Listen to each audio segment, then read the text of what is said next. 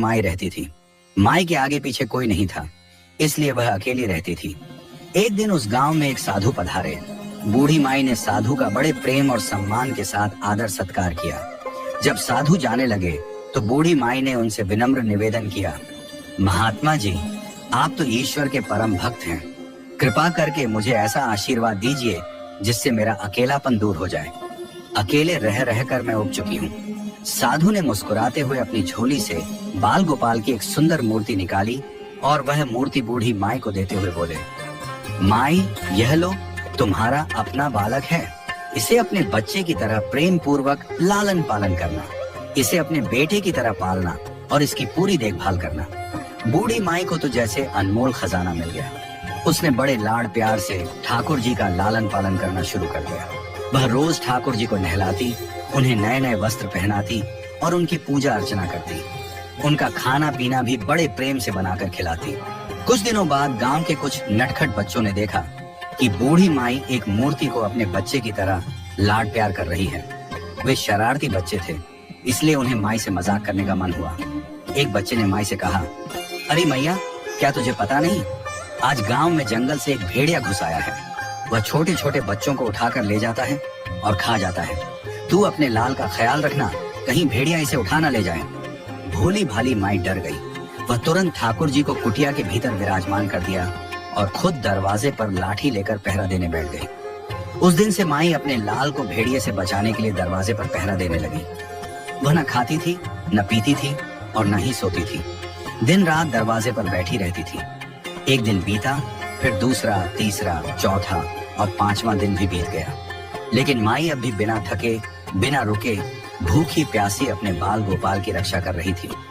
माई की इस एकनिष्ठ भक्ति और प्रेम से ठाकुर जी का हृदय पिघल गया। उन्होंने सोचा, मेरी माई तो सच्चे प्रेम और भक्ति में लीन हो गई है, मुझे अब इसे प्रत्यक्ष दर्शन देना चाहिए। ठाकुर जी ने एक सुंदर बालक का रूप धारण कर लिया। उन्होंने सुंदर वस्त्र पहने और गहनों से सजकर माई के पास आ गए। जैसे ही ठाकुर जी की पग ध्वनि माई के कानों में पड़ी, माई तुरंत सतर्क हो गई। अरे ये क्या, कहीं भेड़िया तो नहीं आ गया? लगता है वही मेरे लाल को उठाने आया है। माई ने तुरंत अपनी लाठी उठा ली और भेड़िया को भगाने के लिए उठ खड़ी हुई। ठाकुर जी ने मधुर स्वर में कहा, मैया, मैं भेड़िया नहीं हूँ, मैं तो तेरा वही बालक हूँ जिसकी तू इतनी रक्षा कर रही है। देखो, मैं तुम्हारे सामने खड़ा हूँ, मैं तेरा वही लाल हूँ। माई ने गुस्से में कहा, चुप चुप हो जा, मेरे लाल के बारे में कुछ मत बोल। मैं तेरे जैसे 100 बच्चों को अपने लाल पर न्यौछावर कर दूंगी, भाग जा यहाँ से। ठाकुर जी माई के इस प्रेम और एक निष्ठता को देखकर हर्षित हो गए। उन्होंने तुरंत अपने असली रूप में दर्शन दिए। बाल गोपाल अब अपने असली रूप में आ गए।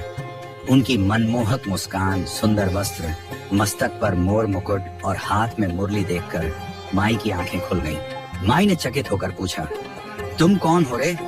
ठाकुर जी मुस्कुराते हुए बोले, मैया, मैं वही त्रिलोकीनाथ हूँ जिसे लोग भगवान कहते हैं। तेरी भक्ति और प्रेम से मैं प्रसन्न हो गया हूँ। जो चाहे वर मांग ले, मैं तुझे सब कुछ देने को तैयार हूँ। माई ने हाथ जोड़कर कहा, अच्छा तो आप भगवान हैं? मैं आपको 100 प्रणाम करती हूँ। कृपा करके मुझे यह वरदान दीजिए कि मेरे लाल को भेड़िया न ले जाए। बस यही मेरी मनोकामना है।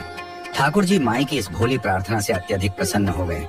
वे बोले, अरे भोली माई, तेरा लाल तो तुझसे कभी दूर हो ही नहीं सकता।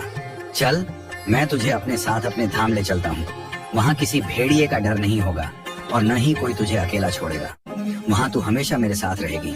ठाकुर जी ने माई का हाथ पकड़ा और उसे अपने साथ गोलोक धाम ले गए। माई अब न तो अकेली थी और न ही उसे किसी भेड़िए का डर था। इस कहानी में हमें प्रेम, विश्वास, भक्ति और एक निष्ठता का सुंदर संदेश मिलता है। बूढ़ी माई की तरह अगर हम भी अपने हृदय में ईश्वर के प्रति निष्काम प्रेम रखें और पूरी लगन और भक्ति के साथ उनकी सेवा करें, तो भगवान स्वयं